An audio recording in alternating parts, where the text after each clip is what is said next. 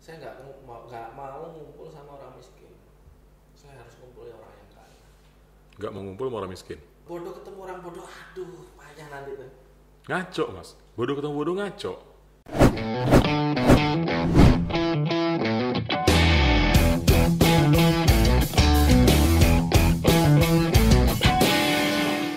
Selamat datang di dunia nyata, karena ini bukan mimpi. Cak Moko! Luar biasa, hari ini podcast bukan mimpi kedatangan tamu yang spesial. Ini berhubung selain beliau ini seorang arsitek, desain interior, YouTubers juga, dan yang paling berbahaya itu beliau senior kami gitu, di dunia jurnalis. Gimana kabarnya? Sehat mas? Alhamdulillah, luar biasa. Selamat pagi. Bukan Selamat pagi ya. Sore, tapi selamat pagi. Pagi terus ya? Pagi terus biar semangat gitu. Kenapa kalau sore itu cenderung gimana?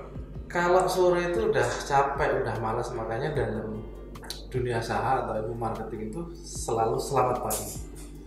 Sementara kita tahu bahwasanya waktu itu berputar mas. Itu hukum alam yang nggak bisa kita tolak. Ada pagi, ada siang, ada sore, ada malam. Motonya selamat pagi. Jadi di waktu kapanpun tetap pagi gitu. Selamat pagi, semangat terus gitu. Nah gimana kalau dengan orang yang memang susah bangun pagi? Motonya jadi kacau tuh. Konteksnya orang yang bangun pagi, menurut saya sih begini. Ini pelajaran dari orang-orang tua. Kita boleh begadang, kita boleh tidur malam, tapi pagi itu wajib bangun. Kecuali pada waktu santai atau nggak ada janji atau nggak ada schedule. Tapi pagi itu adalah emang harus wajib bangun. Celakanya, tidak semua orang memaknai pagi ini dengan konsep yang sampean sampaikan tadi. Ada orang yang memang sebel dengan pagi gitu, karena tidurnya subuh. Pagi itu waktu yang enak tidur. Ada orang yang memang ketika pagi memang harus bangun, tapi nggak happy, karena di waktu pagi udah mulai sibuk gitu. Mindset yang bagaimana yang memang universal gitu bisa kita terima ini?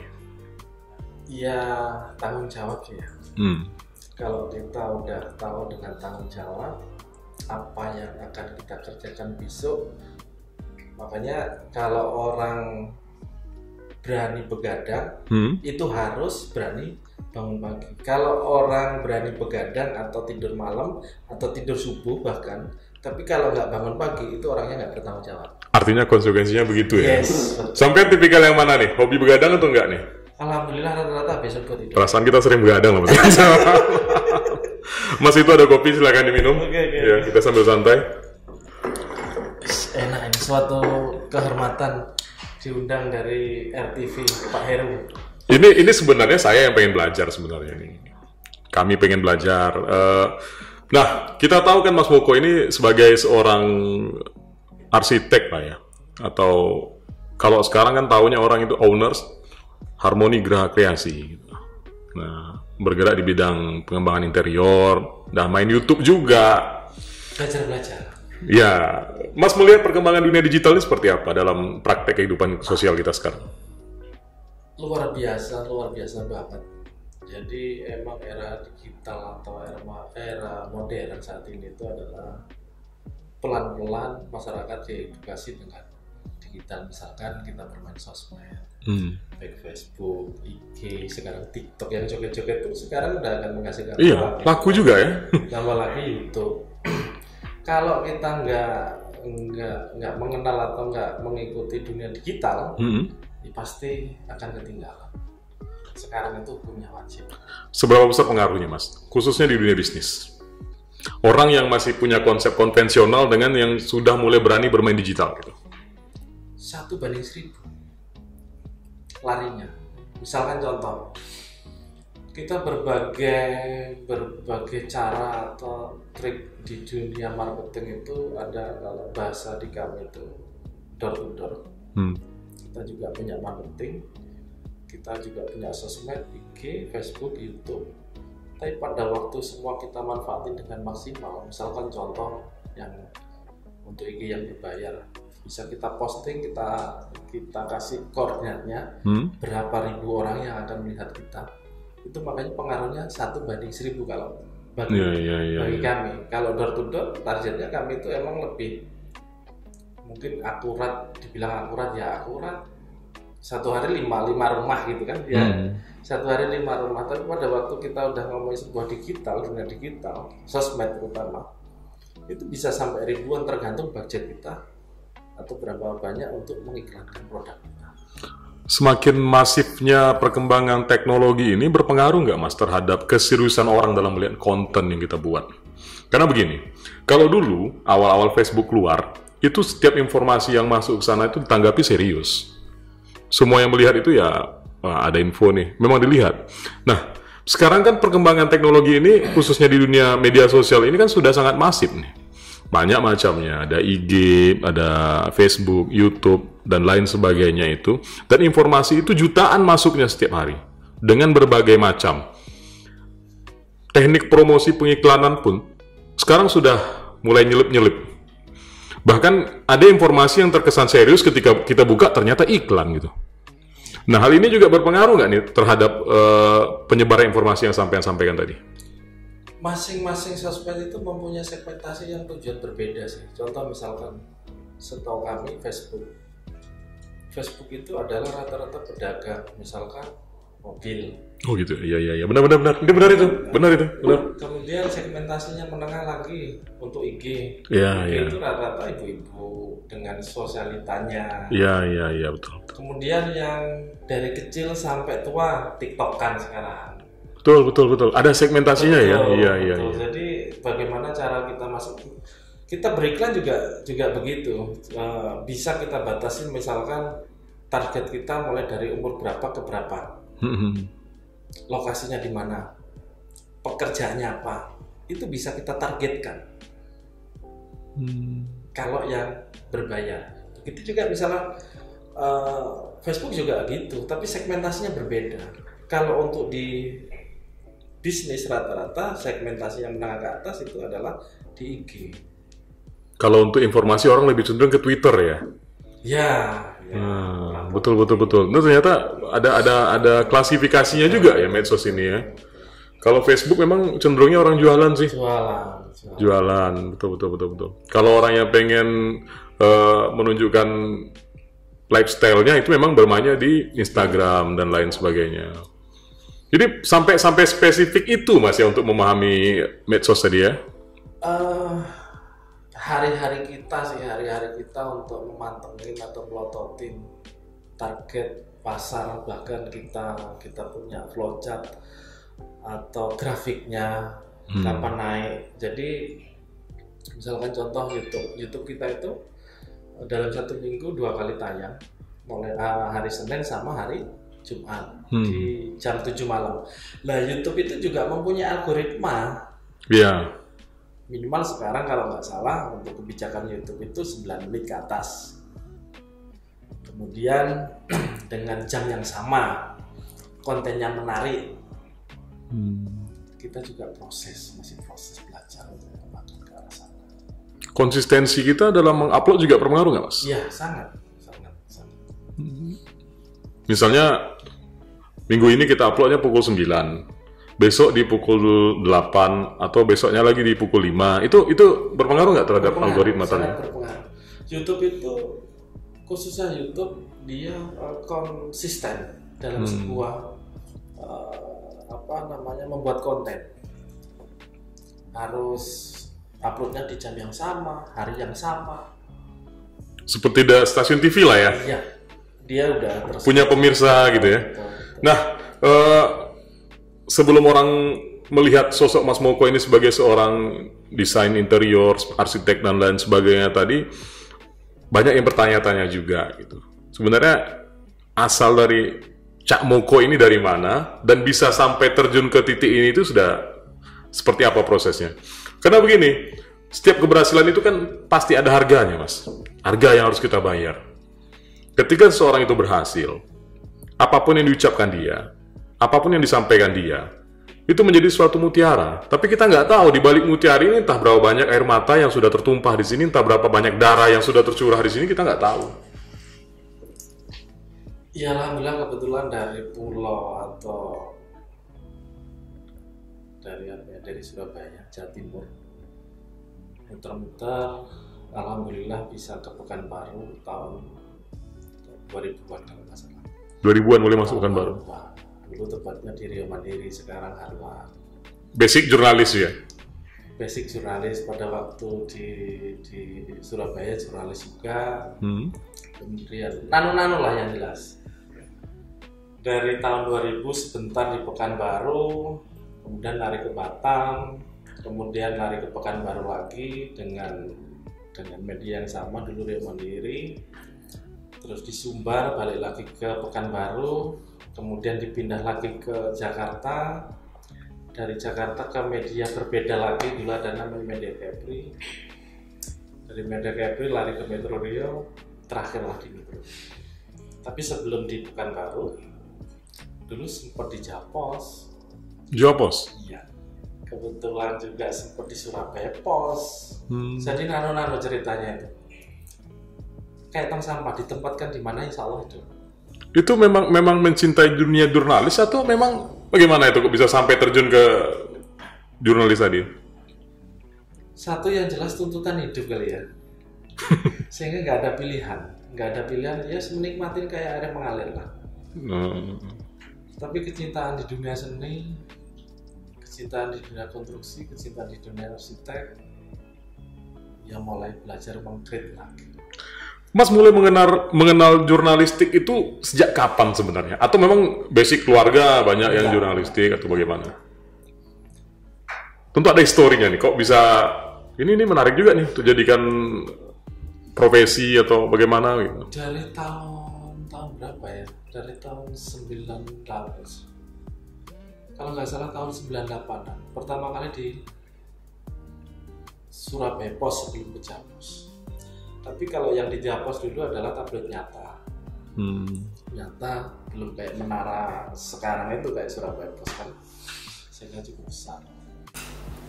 Nano lah yang jelas. Pernah nggak dalam berproses tadi mengalami titik terendah dalam hidup, Mas? Pasti dan wajib. Setiap orang akan ngalamin hal itu. Setiap wajib hukumnya. Setiap masalah itu wajib dilewatin. Tinggal bagaimana kita bisa menikmati sebuah proses itu. Kata orang tua kan, nggak ada kerja yang sia-sia.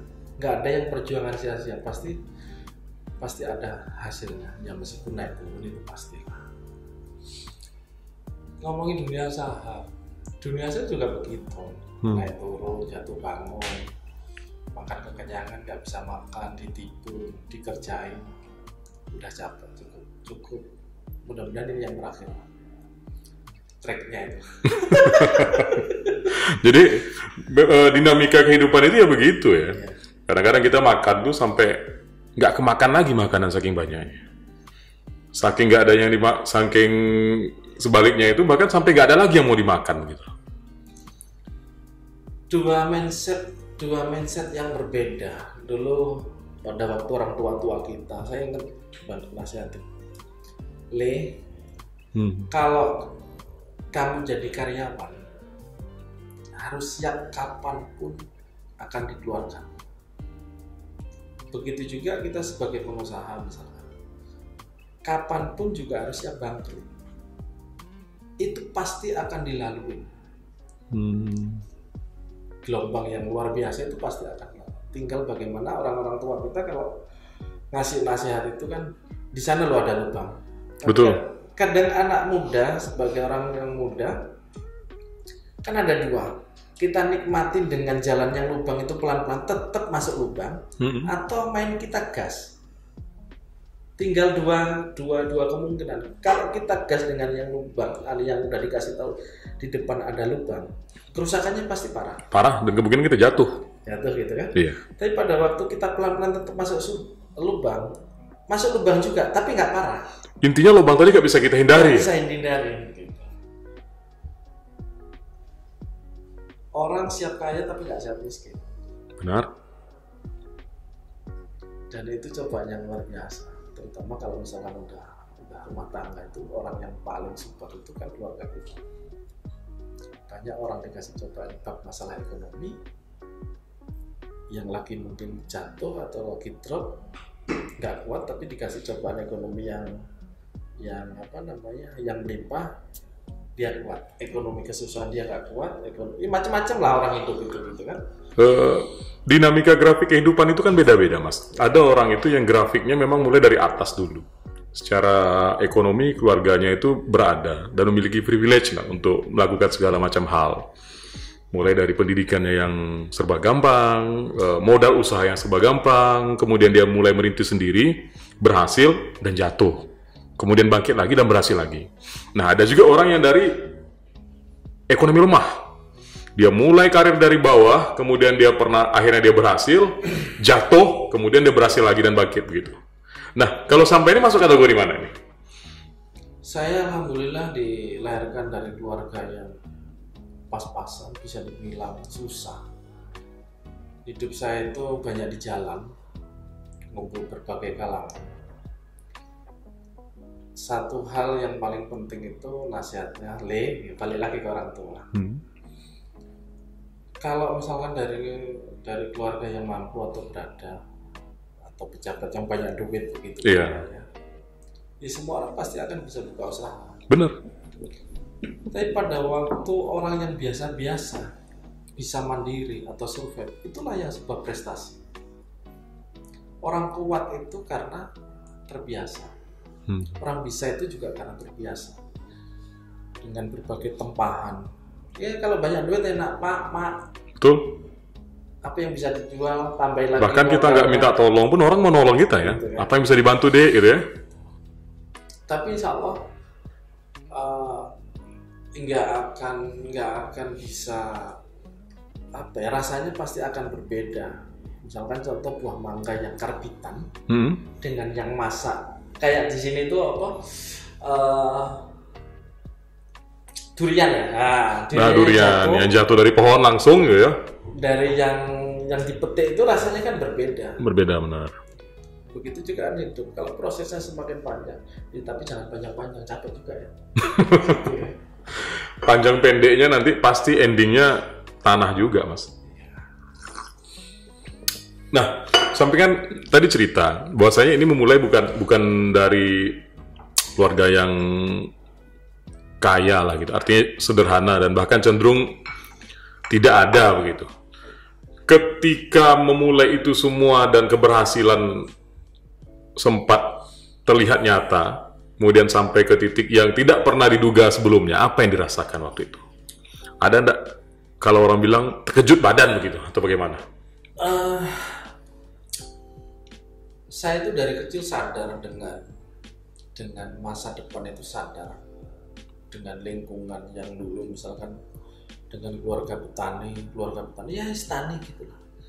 Tapi satu hal moto saya dalam hidup dulu, saya nggak mau ngumpul sama orang miskin. Saya harus ngumpul sama orang yang kaya.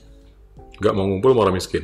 Saya nggak mau ngumpul sama orang miskin, harus ngumpul sama orang kaya. Oke, kita terima dulu ya. Saya nggak mau ngumpul sama orang bodoh. Saya harus ngumpul sama orang pintar. Itu terus yang saya terapin.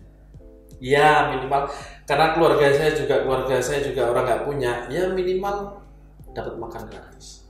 Oh, motivasinya itu dulu rupanya. Dari hal yang dasar dulu. Iya. Saya nggak ngumpul sama orang bodoh. Bodoh ketemu orang bodoh, aduh payah nanti tuh. Ngaco, Mas. Bodoh ketemu bodoh ngaco. Minimal kalau kita punya teman orang pintar itu nasihatin, motivasi begitu kan. Nah. Dan itu terus terobsesi. Saya nggak mau kayak si A, harus saya kayak si B. Tapi dalam konteks yang positif ya. Tapi perjalanan waktu pada waktu udah dapet titiknya ya emang harus mandiri. Itu kan ditempa. Nah, ketika sampai di titik yang tidak pernah kita duga tadi, artinya waktu kecil pun tidak pernah berpikir sampai ke titik keberhasilan itu ada perubahan karakter nggak dalam diri kita di saat itu gitu? Yang biasanya kita makan sekali sehari pun susah. Ternyata ini untuk makan 1.000 orang gampang gitu. Nah, di titik itu ada perubahan karakter nggak yang muncul di situ tanpa kita sadari? Kalau saya sih alhamdulillah enggak sih. Dari dulu ya cengengesan, dari dulu ya begini, perubahan juga nggak ada. Paling usianya sih. Itu tambah bijak. kalau dulu yang dibilang tadi, tikungan kita masih gas-gasan, ada lubang masih gas-gasan, sekarang mungkin lebih pilih-pilih. Begitu juga menghadapi sebuah pekerjaan, ini bisa, ini enggak, ini resiko, ini perlu direm, ini enggak semuanya, semua kegiatan, semua pekerjaan kita, meskipun di situ ada duitnya, kita ambil juga. Udah memilih ke arah sana. Mas, ini kita sharing sedikit soal proses hidup sih Mas. Kalau orang yang sudah sampai ke titik, ya boleh dianggap sebagai prestasi lah bagi dia. Kemudian yang namanya takdir kan tidak bisa kita hindari. Seperti yang saya sampaikan tadi, bahwasanya ada lubang gitu. Dan lubang ini ternyata cukup curam. Nggak hanya lubang kecil, tapi lubang dalam. Yang masuk itu nggak hanya kita gitu. Bahkan anak istri kita, keluarga kita bisa terkubur di situ. Untuk bangkit dan keluar itu seperti apa Mas? Hasbunallah wa ni'mal wakil. Nikmat maula wa ni'mal nasir. Masya Allah. Jadi Allah itu kan memang dia maha segalanya lah. Tahu siapa yang dikasih cobaan kuat enggak kan? Enggak mampu kok dikasih cobaan itu kan enggak begitu hidup. Tapi yang jelas pada waktu manusia itu saya banyak dikasih nasihat orang-orang tua. Merinding saya kalau cerita. Gak apa-apa Mas, di sini ruangannya bebas. Aman. Setiap ada masalah dengan yang udah luar biasa nggak bisa kita pikirkan. Betul. Secara logika manusia, kita harus berhenti di titik itu. Nah, berhenti bagaimana nih maksudnya? Berhentinya artinya ya memang bukan kapasitas kita sebagai manusia untuk menyelesaikan. Itulah emang jalan Allah yang terbaik. Baik menurut manusia belum tentu baik menurut Allah. Artinya kalau cara-cara bumi sudah tidak bisa kita lalui, cara-cara langit yang akan turun begitu ya? Iya. Bab masalah rezeki udah bisa bahasanya sederhana. Ayo kita cangkul lah langit itu, bukan cangkul, kita gledor. Oke.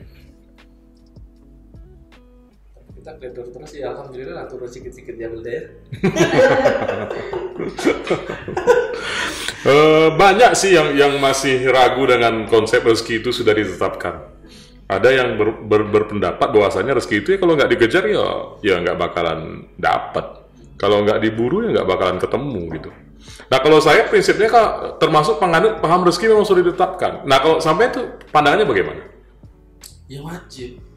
Karena kita nasabnya, saya mungkin secara pribadi nasabnya Imam Syafi'i. Memang harus kerja. Kita harus ikhtiar, harus kita kejar. Orang tua juga bilang rezeki kita kejar juga semakin lari, tapi itu harus kita lakukan terus, nggak boleh putus asa.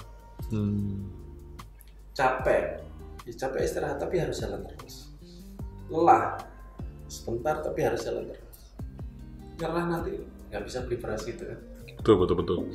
Ada juga sih Mas yang pernah saya dengarkan gini. Kita secara struktural itu percaya bahwasanya rezeki ini sudah ditetapkan.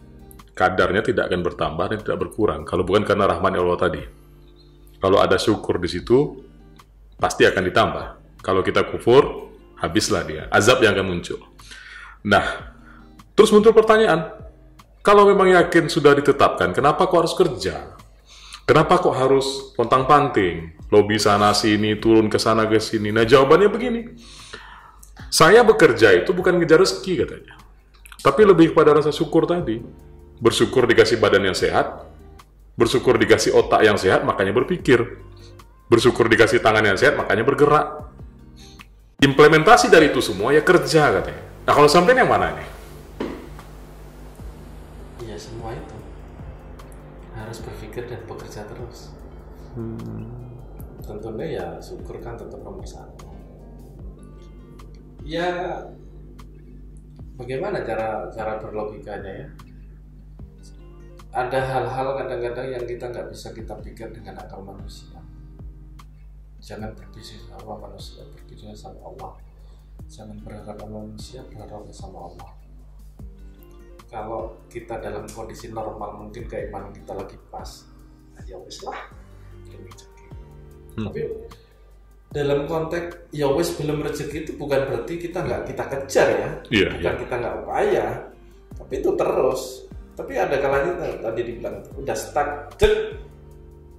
Semua proses kan udah kita lalui dari A sampai Z. Betul.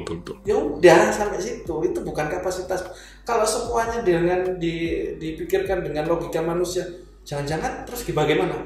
Sombong kali kita sebagai manusia. Betul. Bukan kapasitas manusia untuk menyelesaikan kamu diselesaikan dulu. Hebat kali gitu kan. Hebat banget ya. Ya, pemain bola yang bagus itu pemain bola yang tahu kapan titik dia pensiun sebenarnya. Dia paham kondisi dia. Dia paham performa terbaik dia di puncaknya di mana. Di saat di performa puncak dan dia merasa sudah akan mengalami penurunan, dia berhenti di saat itu, dia akan jadi legenda memang. Tapi kalau maksa terus, ngotot terus, yang ada apa? Akhir karirnya hancur. Yang lama-lama itu orang nggak ingat lagi. Karena yang seksi di pemberitaan itu ya bad news is the good news. Iya. Artinya kehidupan ini ya tergantung momen sebenarnya. Momentum itu menentukan sebenarnya. Setiap orang ada masanya, setiap masa ada orangnya. Nah ini bagaimana cara kita menciptakan atau menyiapkan peluang-peluang yang tepat pada masa kita. Timing itu sebenarnya berpengaruh sih Mas dalam kondisi peluang tadi itu. Kalau dalam usaha itu adalah personal branding sih, bukan momen ada masanya begitu. Kalau ngomongin itu, kalau bagi saya sih nggak setuju secara pribadi. Contoh, kita ada di Arengka itu, mau kemana? Simpang Adat. Simpang Adatnya ada nggak? Dulu momennya ada di situ. Ya. Artinya menciptakan sebuah brand atau personal branding, misalkan contoh Cak Moko Harmoni, orang udah tahu semua. Cak Moko orang internet tahu semua. Hal itulah yang kita belajar menciptakan harmoni pasti interior. Bagaimana dengan laki, keberuntungan? Itu kan udah sunatullah. Itu kan bahasanya kalau menurut saya itu bahasa terakhir. Kalau sebagai logika manusia ya proses ini. Kalau laki itu kan keberuntungan kan udah di titik tadi itu, udah berhenti. Dengan catatan semua udah kita lewati. Iya, saya sependapat yang personal branding tadi. Tapi ketika personal branding ini dibentuk, timingnya tadi, maksud saya unsur laki yang tadi kurang. Nah, bagaimana gitu? Tinggal nangis aja lah. Tinggal nangis dalam arti masa iya sih kita udah pontang-panting keberuntungan kita nggak ada. Itu nggak mungkin, sesuatu hal nggak mungkin. Dengan logika dasar berulang kali mungkin saya ngobrol sama adik-adik tim di kantor itu. Allah itu hal yang sederhana, mungkin pemikiran saya orang bodoh itu ya kayak antara orang tua sama anak. Anak minta jajan misalkan, Pak jajan aja. Sekali, 2 kali, 3 kali. Iya ya, gitu kan. Kalau 4 kali, 5 kali mungkin. Guling-guling. Ya, inilah jajan sana jajan. Begitu juga kan hidup sesederhana itu, gitu. Tinggal bagaimana kita untuk minta kan nggak apa-apa.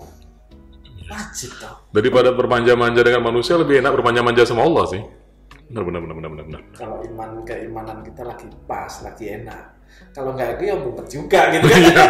Ya di situ sunatullahnya manusia harus begitu Mas. Kalau nggak ada mumet tadi kita nggak sempurna jadi manusia memang. Indahnya manusia itu ada sadarnya, ada lupanya, ada mumetnya, ada happy-nya gitu. Itu yang dikolaborasikan Tuhan tadi. Jadi ciptaan yang sempurna ini gitu. Jadi kalau orang berharap dirinya tidak pernah salah, jadi Tuhan aja. Orang yang berharap dalam pekerjaannya tidak pernah gagal, yang nggak mungkin. Justru kegagalan, kesalahan ataupun human error-nya tadi itulah yang mentasbihkan, oh ini manusia loh. Kalau nggak ya mungkin mesin atau robot dan lain sebagainya. Nah, ini luar biasa ini pembicaraan, banyak pelajaran yang secara pribadi ini bisa saya tangkap dari Mas Moko tadi. Seperti biasa Mas di segmen terakhir ini seluruh bintang tamu kami tanyakan begini, karena judul program kita kan bukan mimpi nih. Kalau seandainya Cak Moko ini dikasih kesempatan untuk bermimpi, dan mimpi itu terwujud menjadi kenyataan, apa yang paling Cak Moko inginkan untuk diwujudkan tadi? Pertama, nomor satu, membahagiakan orang lain, kemudian keluarga. Sederhana itu. Oke, selamat datang di dunia nyata, karena ini bukan mimpi. Cak Moko!